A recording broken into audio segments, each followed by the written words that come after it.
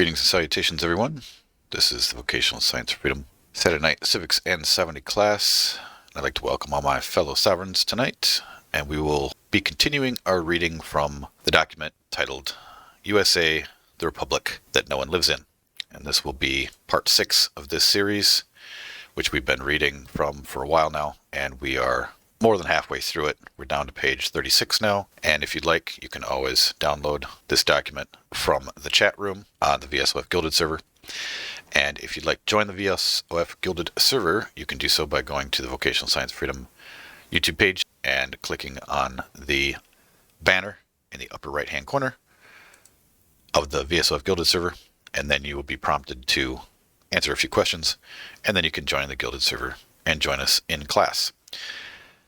I would highly suggest that you also download the Gilded server. I'd set up an account before you join. And also, one last thing with Gilded, when you get here, in the upper left-hand corner, up top here, make sure you hit apply and not just follow. It'll look different than this when you get here. Okay, so we're reading from U.S.A. the Republic That No One Lives In. You guys have downloaded that, or if you haven't yet, you can go ahead and do so now. The live stream should be up and running. If anybody has any issues with it, please tell me.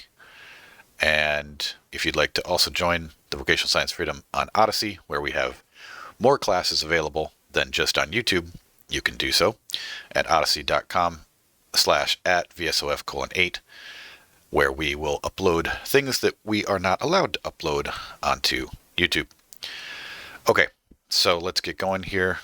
Like I said, we left off at page 36, and I will just get right into this. We left off at jurisdiction of the 14th Amendment. So, jurisdiction of the 14th Amendment. From the beginning, federal district courts had no jurisdiction to deal with private individual. That should be individuals, but nevertheless, they only handled admiralty maritime issues. I'm just going to pause here for a second. Okay, now why was that? Well, because under the federal Constitution, the United States, or the federal conclave, if you will, by the federal Constitution, lawfully, has the sole capacity to adjudicate matters in maritime admiralty jurisdiction. And that's what those district courts were for, federal district courts. And what they did after 1933, when they basically stole everything and stole the law, what they ended up doing was saying, okay, now we're going to basically adjudicate public policy through those federal courts. And that's when you started to have the feds doing things like charging people with criminal matters under Title 18, nonsense. Well, that was never supposed to be the way it was. And it's certainly not constitutional. But anyway, we'll get to 1933 later on in this document, but I just wanted to make sure that that everybody understood that these federal courts were not originally set up that way. So, all right, to continue. So from the beginning, federal district courts had no jurisdiction to deal with private individual. They only handled maritime admiralty issues.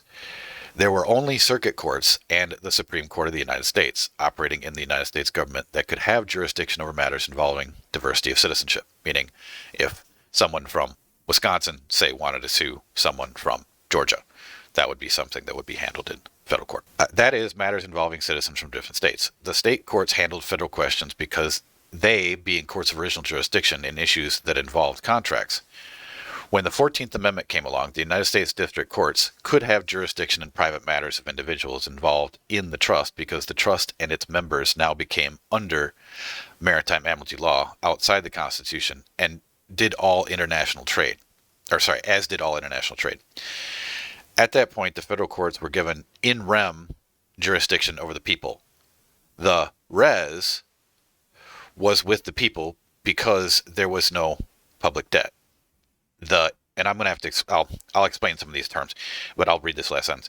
The in personam jurisdiction did not apply to the average citizen because the government had no direct contact with the people who lived in the states until after 1933, which is what I was just mentioning. Okay, so we're going to have to break down some terms here in case anybody doesn't know what these mean. At that time, the federal courts were given in rem jurisdiction. Okay, so an in rem action means an action, and I'll type it in the chat. In rem means an action against a thing, right? So it's a thing. And you can see actions in maritime admiralty where they'll be listed as say, John Doe versus 500 bales of cotton. Okay, that's a legitimate thing that you can, it sounds crazy, but it's a legitimate thing that you can do in maritime admiralty. And you have to think it from the standpoint of ships salvage and taking a prize. And, well, I won't get into the rest of it, but you get the point. It deals with things on the sea, right? So you come along and you say, oh, I found these things on the sea. Somebody dropped them and they were floating on the water, and I picked them up and put them on my ship. Well, when you get back to wherever, you're supposed to say, hey, I'm filing a suit in rem against this stuff that I found out there, and basically claiming it. And I won't get into all the rest of the types of actions in maritime admiralty, but just know that an in rem action means against a thing. Now, the point is, are you, or as a human being, a thing that should be able to be adjudicated in an in rem action? And the answer is no. You are not a thing. People are not things when it comes to this understanding of having and adjudicating these types of cases, okay? But that's what they wanted to eventually get to. When the estate, the res, because res means a thing, the res, the stuff. So in rem means an action against a thing, and res itself means the stuff or the thing itself. So what they wanted to eventually get to was they wanted to eventually get to a situation where they could have in rem actions against stuff, meaning our estates, of which our body was then a part of because no one had come forward to claim it. Then what they did was they did it through force, fraud, lies, and coercion, and a lot of the stuff that they had to finagle and get set up before the total theft of what they did in 33. Okay, so I just wanted to make that clear. So I'll read this again. At that point, the federal courts were given in rem jurisdiction over the people. The res, the thing, was the people. Well, basically it was our estate, but it's basically the same thing. It ends up being the same problem. Because there was no public debt. The in personam, now in personam means the jurisdiction against the man. So if a court does not have in personam jurisdiction, it does not have jurisdiction over the man or over one of the parties, as long as, well, I'll just leave it at that. Over one of the parties, if one of the parties is a person, that's the personam, in personam, in person, a person, basically in persona, basically what it is. So in character or in the mask, if you will. And you can, in an in personam jurisdiction, you can have actually over a dead thing like a corporation, but it has to be a fictitious person. But when you think about in personam jurisdiction, when they're trying to come against you in, say, a traffic court case, you say, Your Honor, has the matter of jurisdiction passed? Meaning, has the court acquired in personam and subject matter and venue and all the rest of the things that go along with it? But meaning, has the court acquired actual jurisdiction over the matter? You say, Your Honor, has the matter of jurisdiction passed? Has it been proven on the court record that this court has jurisdiction over what they're doing? Because if you do not say that, the presumption is that you have waived any arguments that you could have made against the jurisdiction, particularly in personam jurisdiction, at any point in time before that. Because there are certain times regarding all court procedure that you have to do certain things in order. If you do not do certain things in order, you will end up waiving that right to make that argument or to challenge that jurisdiction or challenge anything else. So the way that you challenge, and I know I'm digressing a little bit here, but it's important to understand how all this works. So regarding the in personam jurisdiction, the first thing that you want to do, any single time that you ever get anything that's considered a quasi-criminal action, meaning like a traffic ticket or say a drug charge or something that doesn't have a damaged party, the first thing that you want to do is file what's called a plea and abatement.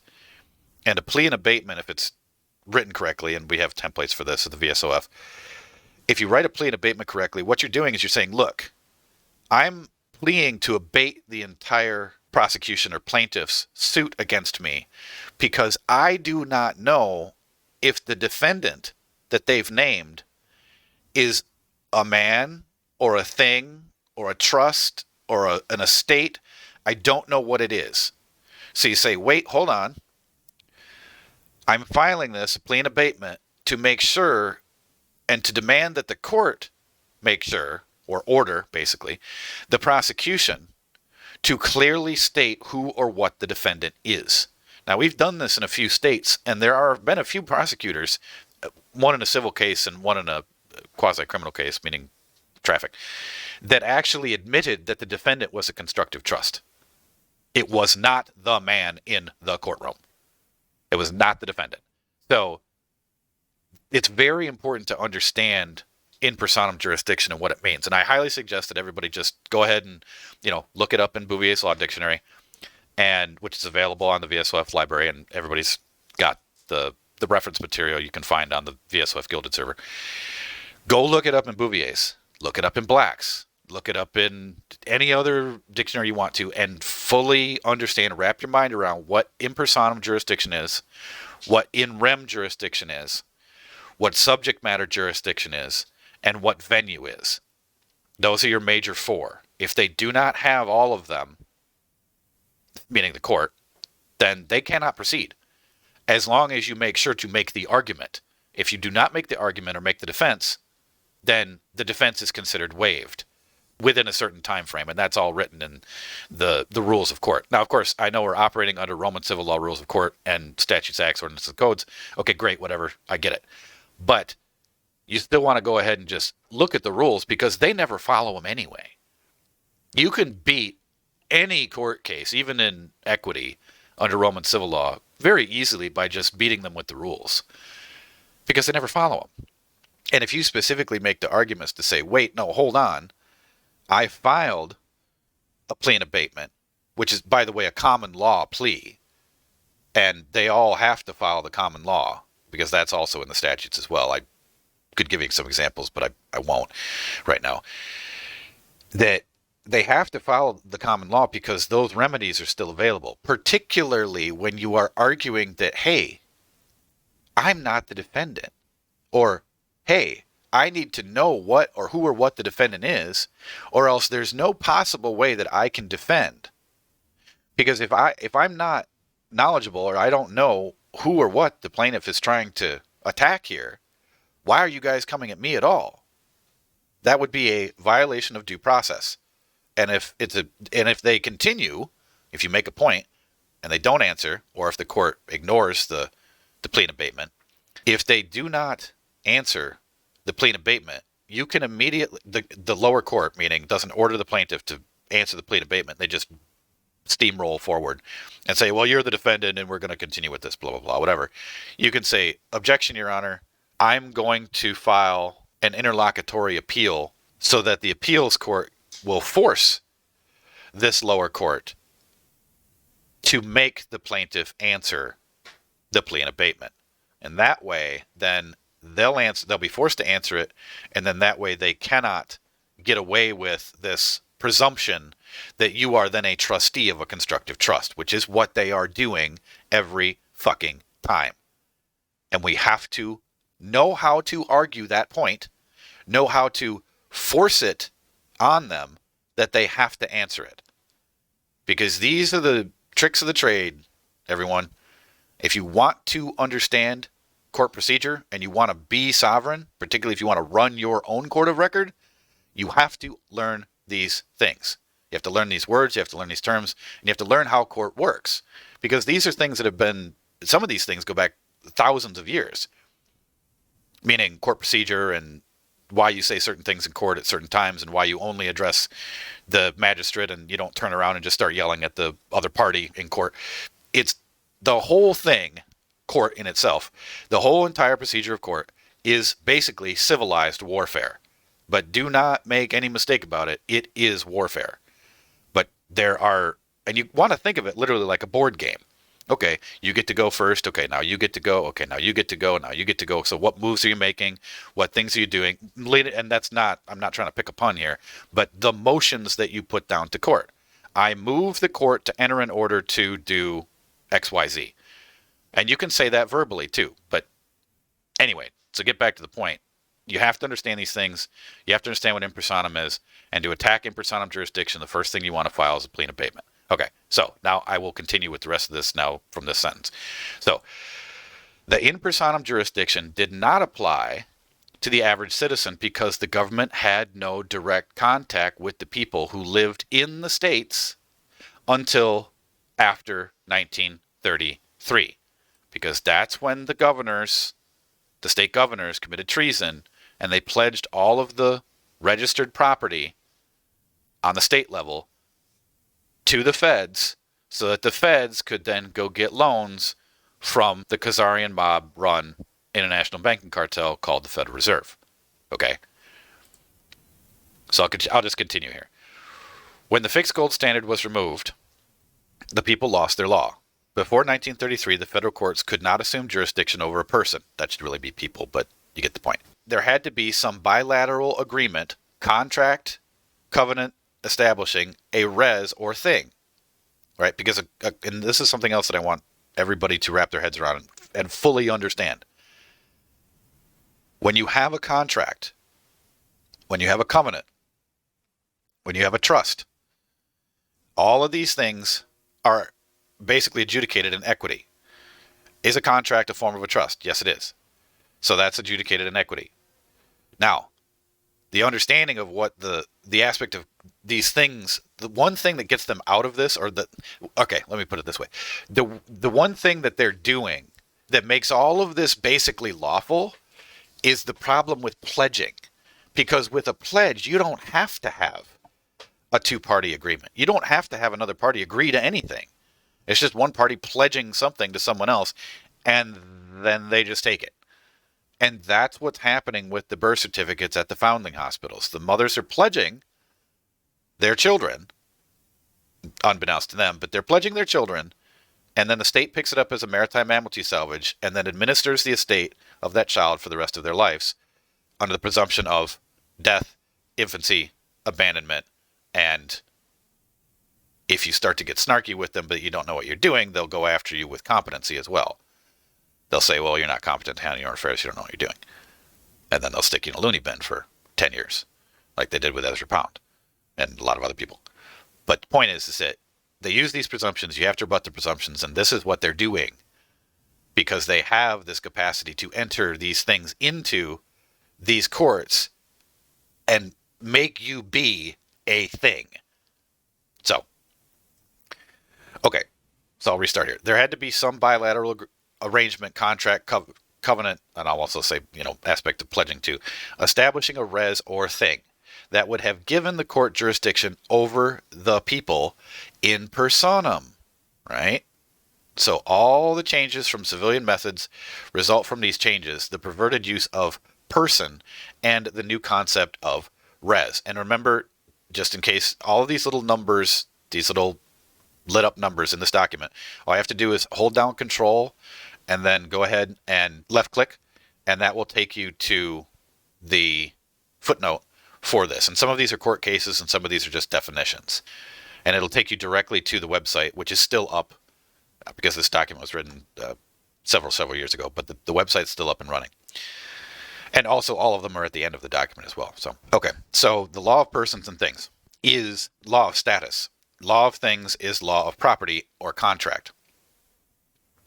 Any changes in an individual's standing in the court are a result of how he unknowingly allows a res to be formed and thereby becomes subject to another jurisdiction.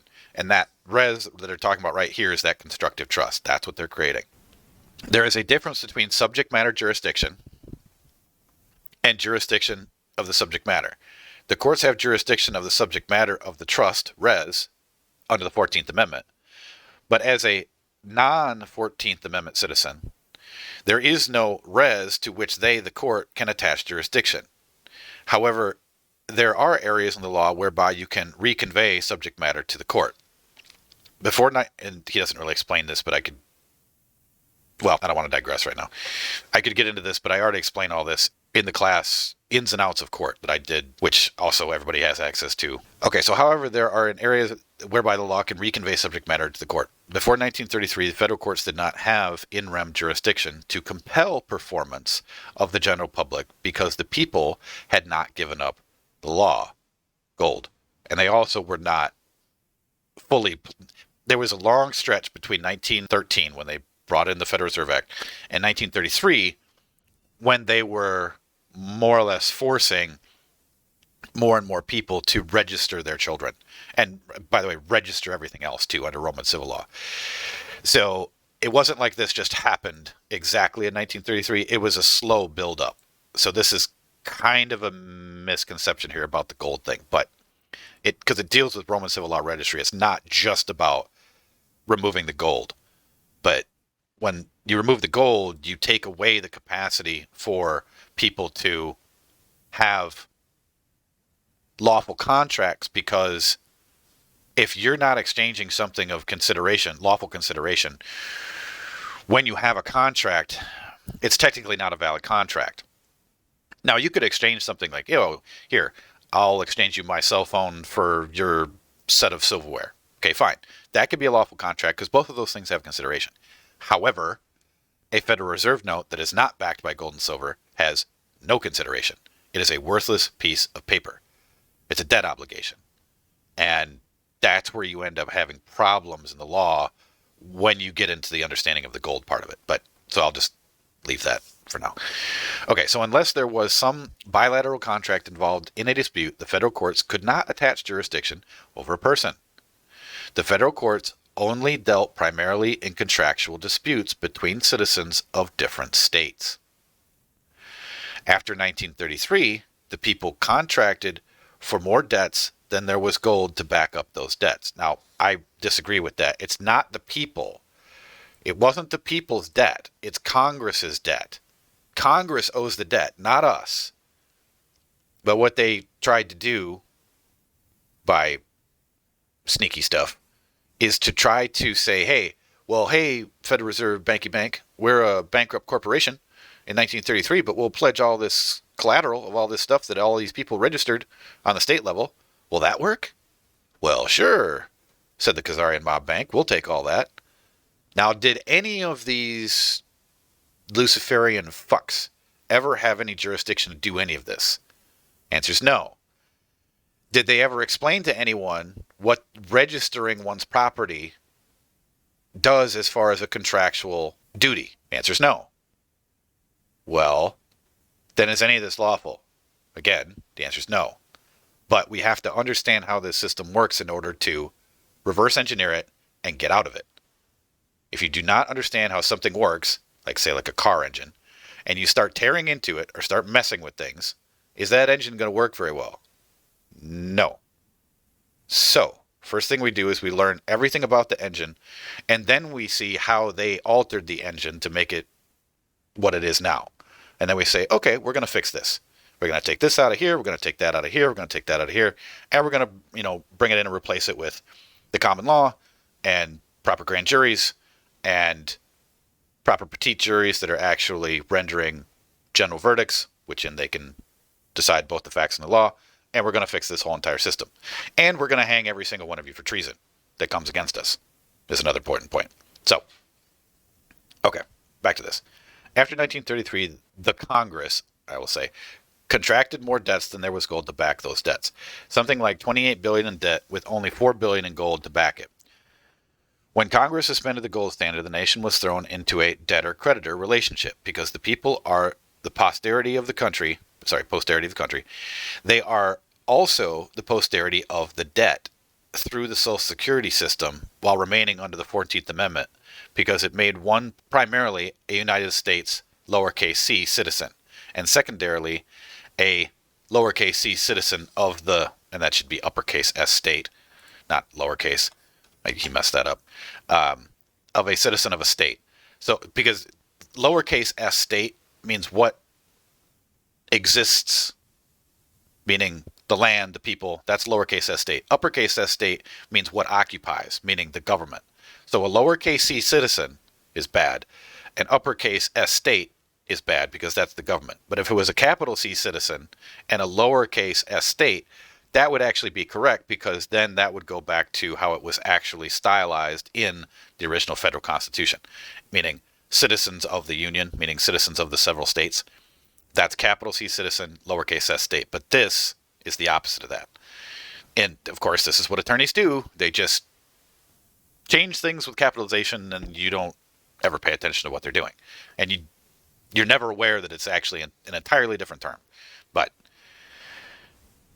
so I'll continue. So under the 14th Amendment, you automatically became responsible for servicing the national debt in order to maintain the Social Security system. Review footnote 24 and 74 on constructive trusts. The public debt then establishes a res in the District of Columbia, and since you are primarily a United States lowercase c citizen under the 14th Amendment, you automatically become a beneficiary of the debt. The res is the debt, as well as the subject matter. The public debt operates outside Article 3, Section 2 of the Constitution of the United States.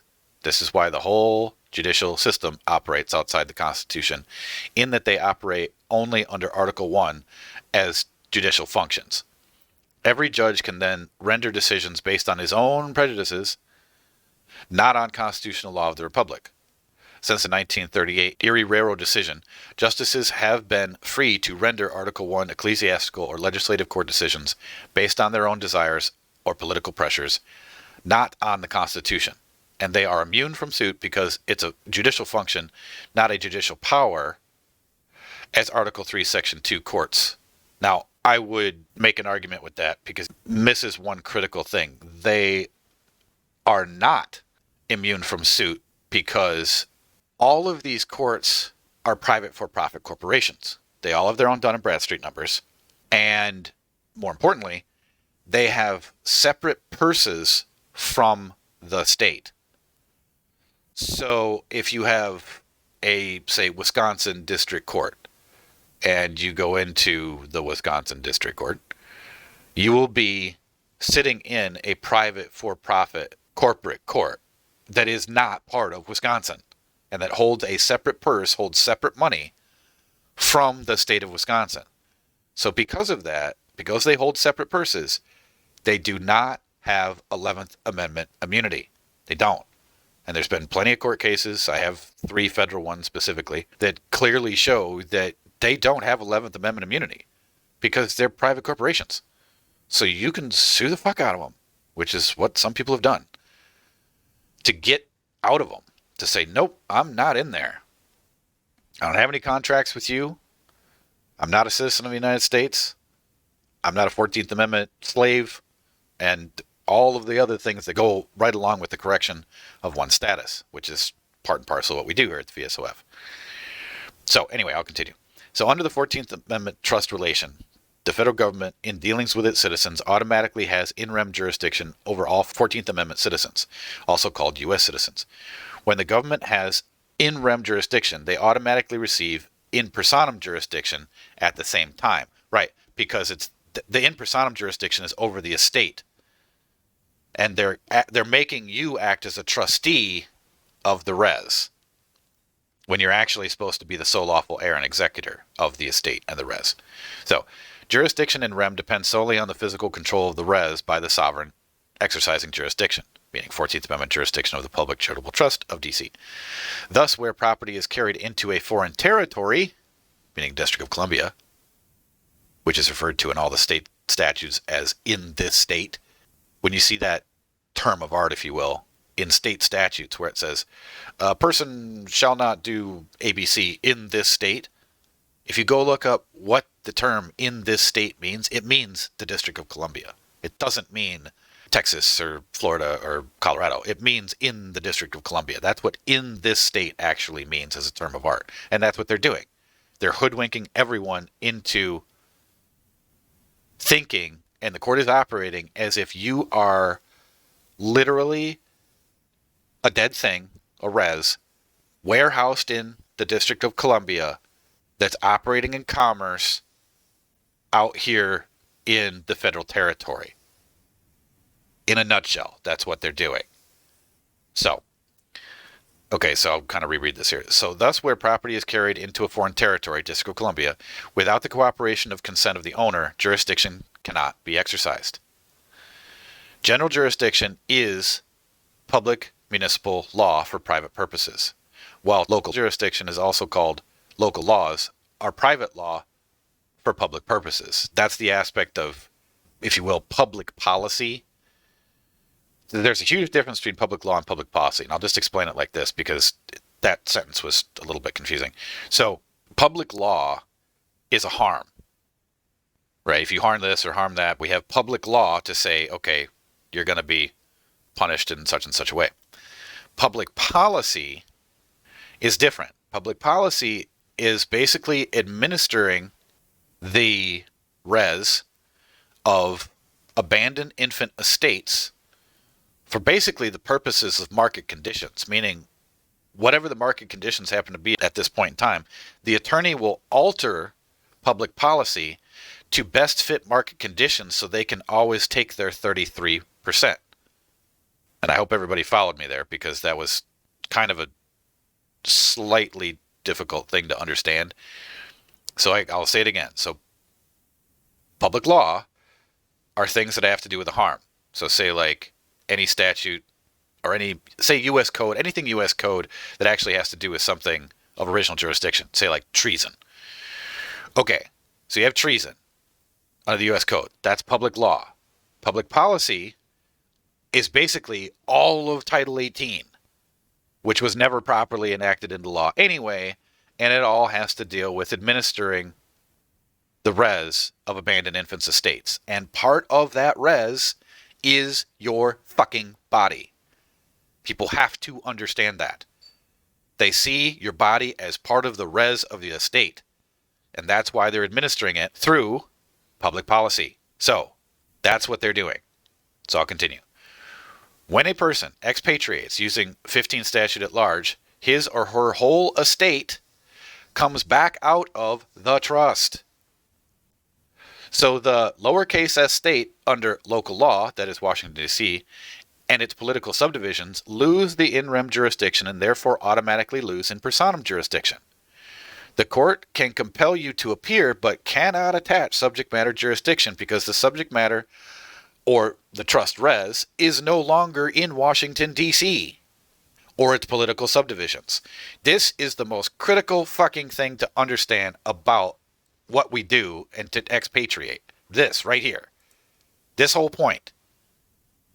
Because if you're expatriating, you're saying, my res is no longer in this state, meaning in the fucking District of Columbia. I'm out of here. You don't get to administer me or my estate any longer. I'm gone. You don't have control over the res because I've claimed it. And no one else out there is claiming their estates properly. No one.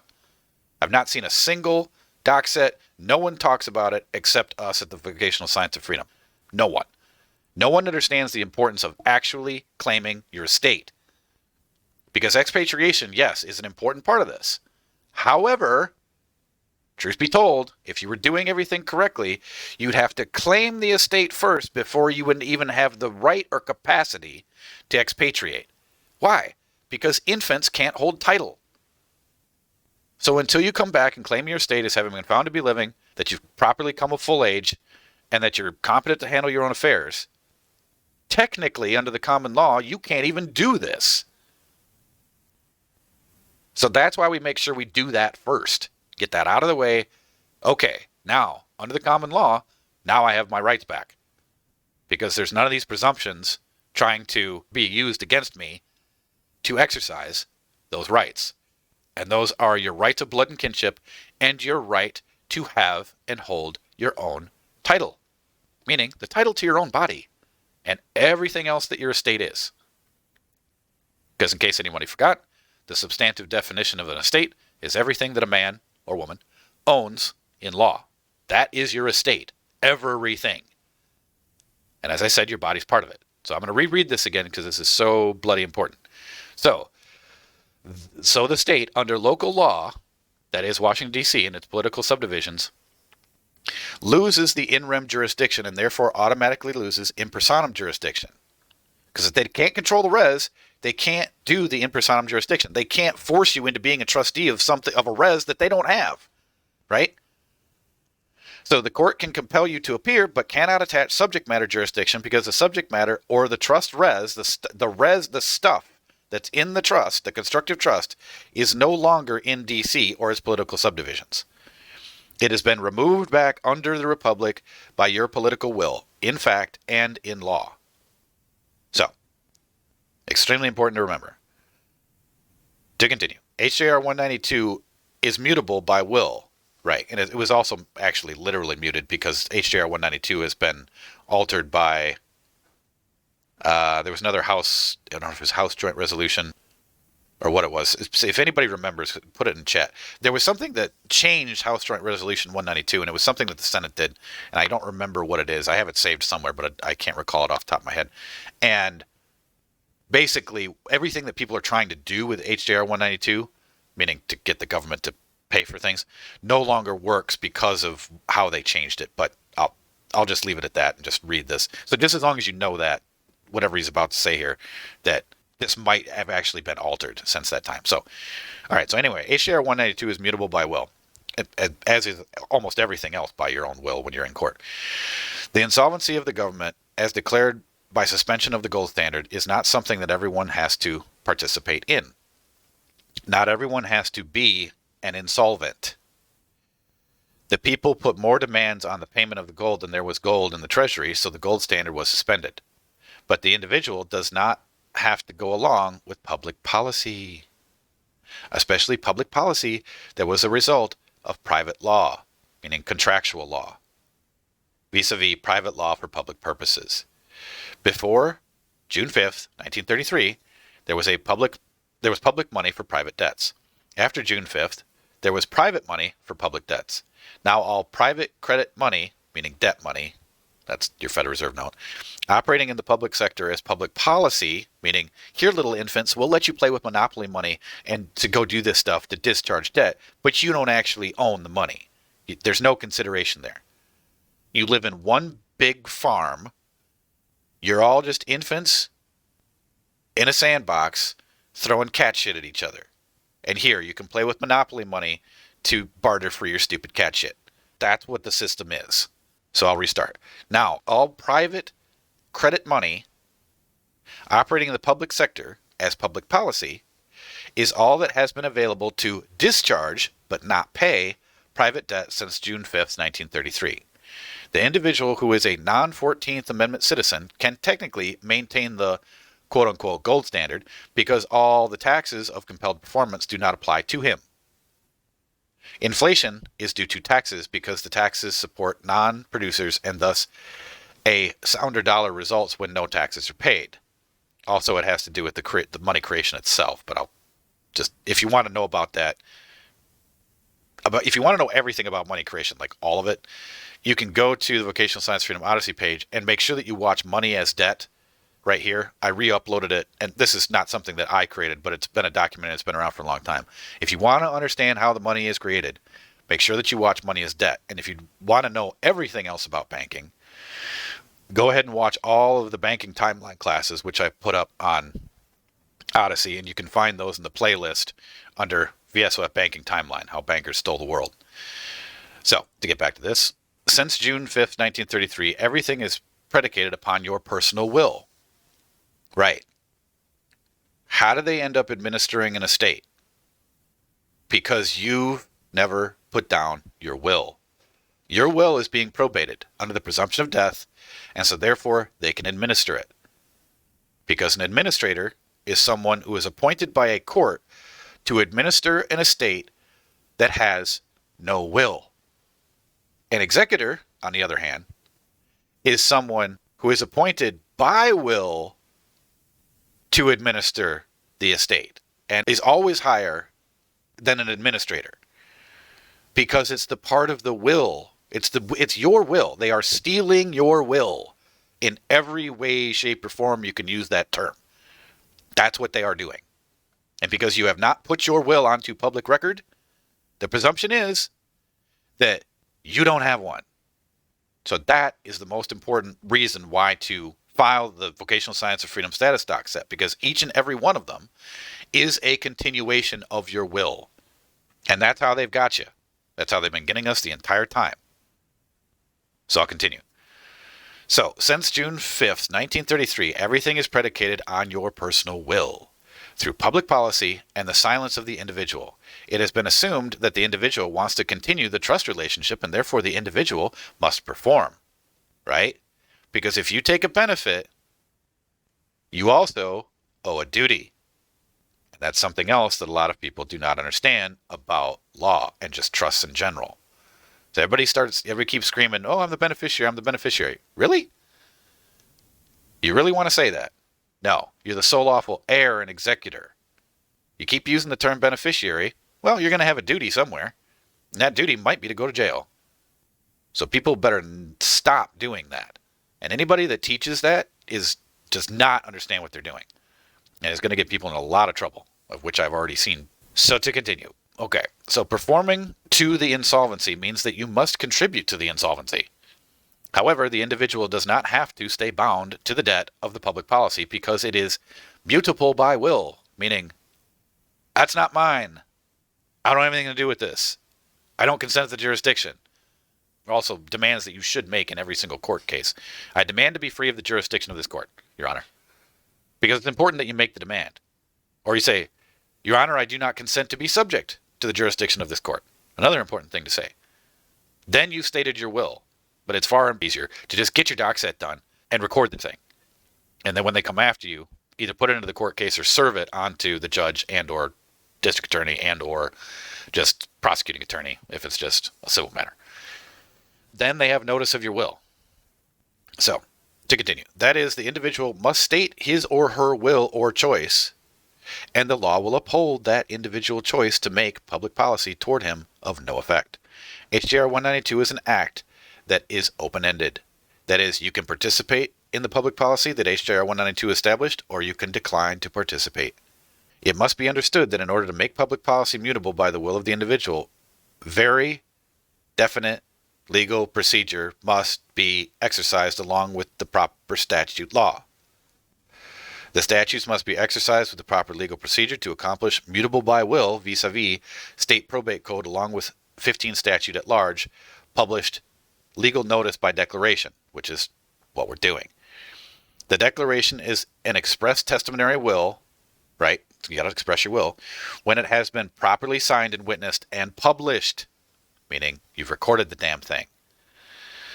Hansen versus Denkala, you can see the reference there if you want to go check it out, deals with the 14th Amendment jurisdiction. The trust in dispute was a private trust set up according to public municipal law for private purposes in the state of Delaware, without any third-party relationship. Prior to the 14th Amendment, an exercise of jurisdiction over person or property outside the foreign state was though to be absolute nullity, but the matter remained a question of state law over which the court exercised no authority. With the adoption of the 14th Amendment, any judgment purporting to bind the person of the defendant over whom the court had not acquired in personam jurisdiction was void, within the state as well as without. Penure versus Neff, 95 U.S. 714. Since the state is forbidden to enter a judgment to bind a person over whom it has no jurisdiction, it has even less right to enter a judgment purporting the interest of such person and property over which the court has no jurisdiction. Right, because if the court doesn't have jurisdiction, and it doesn't matter any of them, if you knock out any of the jurisdictions that a court must have, meaning in personam, in rem, subject matter, or venue, and they don't have them, well, then guess what? They don't have jurisdiction and they can't enter a judgment. The judgment is not just voidable, it's automatically void, period. So, just as long as you know that. Okay, to continue. From point of view NEF, we come to the more flexible standard of International Shoe Company versus State of Washington, but it is a mistake to assume that this trend heralds the eventual demise of all restriction on personal jurisdiction of state courts. Those restrictions are more than a guarantee of immunity from inconvenient or distinct litigation. They are a consequence of territorial limitations on the power of the representative states. However minimal the burden of defending in a foreign tribunal, a defendant may not be called on to do so unless he had minimal contacts with that state that are a prerequisite to its exercise of power over him. Now, this is very important. This little part right here, this little section that he just wrote, you can find this understanding all over the United States Code. Say if you pull up various different sections of the United States Code, and by the way, that's also something that we have saved at the Vocational Science Freedom Online Library. You can pull the entire United States Code, and then you can read or pull up the whole entire title at once. And then you can hit Control F, because they're all in PDF form. You can hit Control F, and then you can put in the term minimal contact. Try that sometime. you'll be stunned at what you find, because it says over and over and over in all different titles of the United States Code that if you do not have minimal contact with the United States doesn't have jurisdiction over you. Surprise, surprise. But when they consider you to be federal personnel, well, you're fucked right from the beginning, because you're an employee, which is what anybody who has a Social Security number is considered. They're considered to be federal personnel. So understand that about the minimal contact part. And just, again, to make a note about this, remember what it said up here? The importance of why I read that section a few times. Let me see if I can go back up here and find it again. It was regarding the aspect of the estate, this one. When a person expatriates using 15 statute at large, his or her whole estate comes back out of the trust, so that the state under local law, that is Washington, D.C. and its political subdivisions, lose the in rem jurisdiction and therefore automatically lose in personam jurisdiction. The court can compel you to appear but cannot attach subject matter jurisdiction because the subject matter or the trust res is no longer in D.C. Right. So, minimal contact. You're not in D.C. You're not in this state. That means they don't have jurisdiction over you. It's like it literally goes directly to venue. It's like trying to have someone charge you with a crime under French law when you've never been in France. That's the whole point. So once you remove everything out of D.C., are you subject to that law? No, of course not. And that's the point. Then you have the protection of all of the Bill of Rights, and you return yourself back to being an American. And that's something else, too, that I want to just pause on. People that keep using the term like American state national or state national, there is no such term as a state national. There is such a term under U.S.A. as American national, however, and there are terms of being a de jure lowercase s capital C citizen. But even if you use that, I prefer to say a capital C citizen of the several states of the Union. But that's a fairly long-winded sentence when you're trying to write legal documents. So the easier way to say that, after you correct your status, or just state it as a truism anyway, is to say I'm one of the people of Florida. That's all you have to say. That's your sovereignty. I, as one of the people of Florida, XYZ, or come upon this suit in this court of record to sue John Smith or whatever. It's a more simple statement, but there is no such thing in the term of art or law that I've found yet, unless somebody can prove me otherwise, and I'd be happy to change my mind about it. But I have not found anything in U.S. Code that uses the term American state national. So people that are out there saying things like that, anybody, and I don't care who they are, they have no idea what they're talking about. Because if you don't go and look up a term, because I made sure to go up, and I literally went through the entire United States Code. I literally went through and said, okay, if people are using this term, let's go see if it's located anywhere in the United States Code. Now, it took me about a day and a half. Actually, no, it took me about a full day. I systematically went and searched through every single United States Code, every single section. Then, after that, I said, okay, it's not there. Well, let's start looking for some other things that may or may not be there. And American national was there. Okay, so I'll continue. So this means that Florida had no relationship or contract that tied back to the corpus of the trust in Delaware. Therefore, the 14th Amendment did not apply as to give Florida any jurisdiction. Even before passage of the 14th Amendment, the Court of International Shoe Company sustained that state courts, in refusing full faith and credit to judgments entered by courts that were without jurisdiction over a non-resident defendant. But it is essential in each case that there be some act by which the defendant purposefully avails itself of the privilege of conducting activities within the forum state, thus invoking the benefits and protections of its laws. Now notice that, lowercase s state. So again, this is just getting back to what this is saying, is just getting back to what I just said earlier. How can you charge me with violating a French law if I've never been in France? So, the forum state, in this case, the non-14th Amendment citizen, is the corporate municipal city of Washington, D.C. Full faith and credit means that we will recognize your laws if you will recognize our laws. So in this particular case, the United States Supreme Court was saying that Florida has no legal direct tie to the corpus or body of the trust, and therefore they had no full faith and credit under the 14th Amendment to give jurisdiction to act on. The The U.S. Supreme Court based a decision on the ruling of the Delaware Supreme Court, who had ruled on the corpus of the trust and what the interest of the seller, the person who made the trust, was. In other words, the 14th Amendment can work in the favor of non-14th Amendment persons because it brings a dividing line down between the public laws and what I would say public policy, but he's calling it private laws, which is fine. Either way you want to look at that. So, okay, we're getting up on an hour here. I think this is a good place to stop because I don't want to get halfway through the probate stuff and then have to stop. So we will pause here, and I'll make this red so we know where to come back to. And again, I highly suggest that everybody just go ahead and read this whole entire document. You don't have to wait for me to be reading it. Go through it. Any term that you find, make sure that you look it up in Bouvier's, make sure you look it up in Black's, and make sure if you're really curious, like what I did, go ahead and try to search it in the U.S. Code. And I'll make sure after class to put into main chat, I'll ping to everyone the mega link for the Vocational Science Freedom Online Library section where you guys can take a look at Bouvier's and Black's and also the U.S. Code. So with that, I'd like to thank everyone for coming. This has been Vocational Science Freedom Saturday Night Civics and Sovereignty class. And I'll see you guys on Wednesday night for the Vocational Science Freedom Open Roundtable, also at 7 o'clock Central Standard Time. And until that time, I hope all of you have a wonderful rest of your weekend, and stay safe and stay sour.